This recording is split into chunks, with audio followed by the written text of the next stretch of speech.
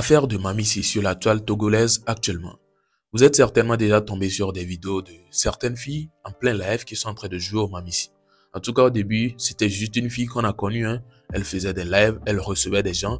Et puis, bon, elle parlait comme les gens. Je ne sais pas comment dire. Elle faisait des révélations aux gens. Tu viens, tu donnes ton problème et puis elle te détaille les trucs. Mais au final, on voit que c'est en train de rentrer dans la comédie. Au début, moi, je pensais même que c'était sérieux. Après tout, on voit ça, c'est en train de rentrer dans la comédie parce que tout le monde vient dire tout et n'importe quoi. Et puis elle aussi, elle répond de manière un peu comique. Et voir que des gens sont en train de sortir dans cette affaire, c'est quand même bizarre. Oui, on vient de voir encore une nouvelle Mamissi qui vient de faire surface encore. Tout ça là, ça devient étonnant. C'est vrai, elle est sortie pour faire rire les gens. Bon, au début, peut-être c'était pas le cas. Je me suis dit, oh, elle était venue pour de vrai. Et par la suite, elle a vu que c'est en train de rentrer dans la comédie. Et puis elle aussi, elle s'est adaptée. Ou bien comment. Bref, je vous laisse regarder ces quelques nouvelles Mamissi que nous avons.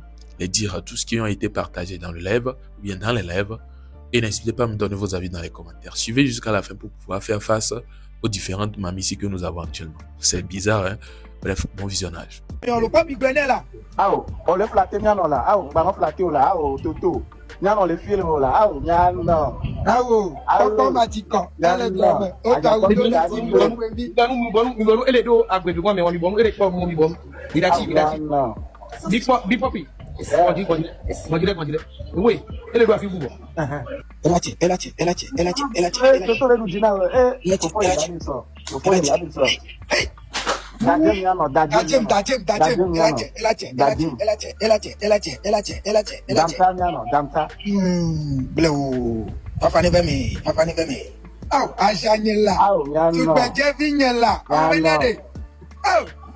Ngozi Villa, Ngozi Nyela. Ah oh. Toto, vous devez me la dire ça. Elle doit faire vous.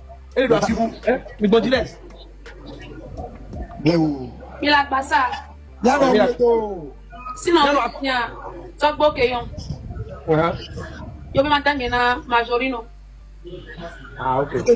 On peut dire que tu fais le propos là demain. Oui non.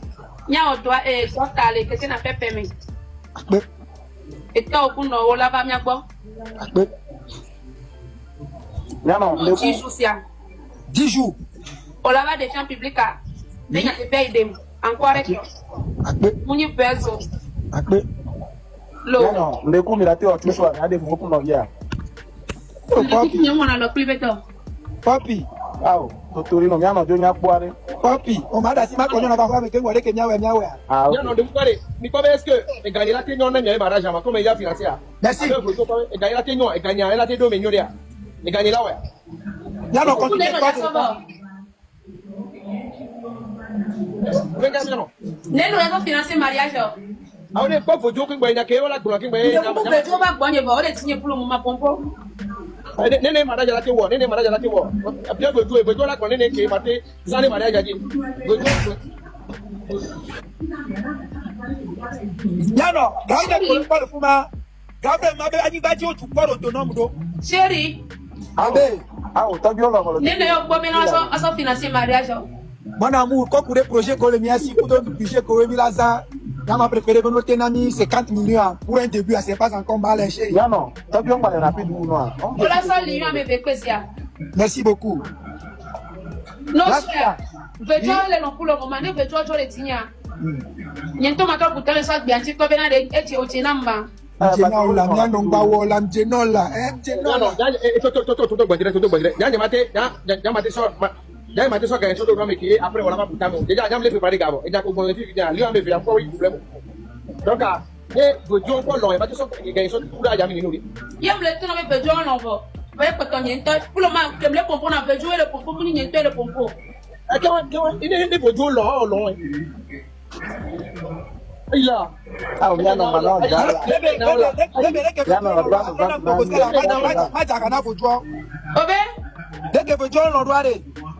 Andona mtokosela la maja kana vejua mako remercier wolo chéri koko.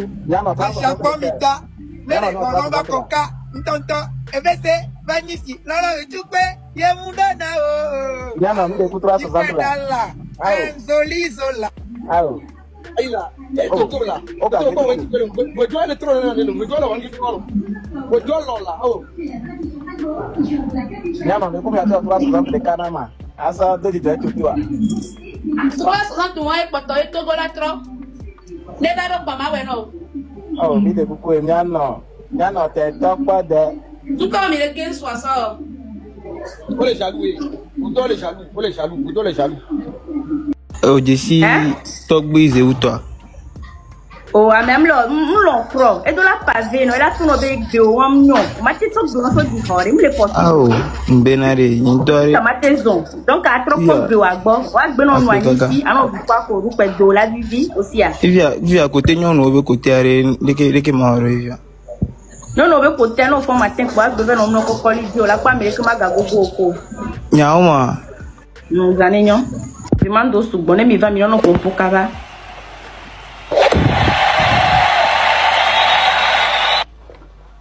Bonsoir. Bonsoir. Le cofonamdo. Ouais, Allez. De coupe un peu cava. Le problème de l'eau.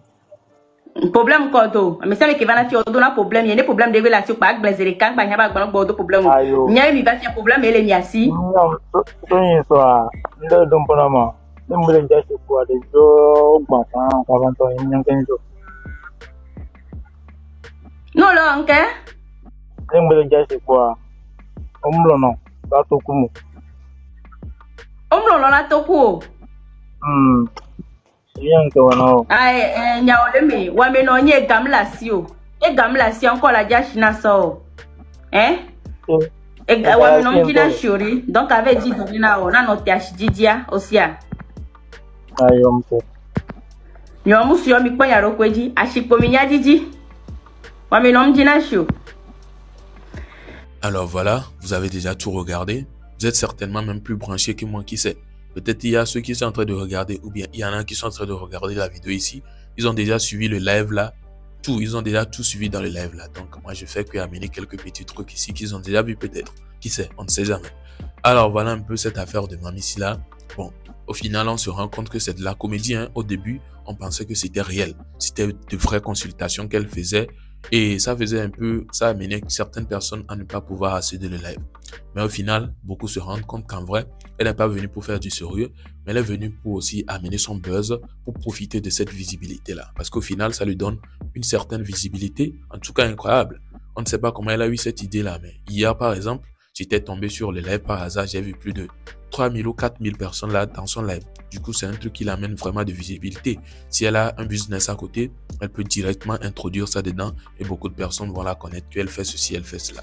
Bref, en tout cas, c'est une bonne idée. Mais est-ce que c'est une bonne idée de prendre ça du côté religieux comme ça? C'est la question qu'on se pose. En tout cas, ce qui est aussi bizarre, c'est le fait que beaucoup de personnes se mettent maintenant à copier ça. Togolais. En tout cas, c'est bizarre, hein? C'est vrai, ça a pris. Mais dire que toi aussi tu vas sortir sans honte, hein, c'est quand même étonnant. Il y a des gens, c'est bizarre. Sans honte, toi aussi tu allumes ta caméra, tu commences par faire exactement ce que l'autre a fait, mais quand même. Faut au moins modifier s'il le faut. Toi, si tu peux faire comme une fille pasteur ou bien je ne sais pas. Bon, je conseille pas ça, hein. Mais toi aussi tu peux faire autrement, quoi. Venir faire la même chose, c'est quand même bizarre. Bref, n'hésitez pas à me partager vos avis dans les commentaires concernant tout cela. On se retrouve donc à la prochaine pour une prochaine vidéo. Portez-vous bien. Ciao.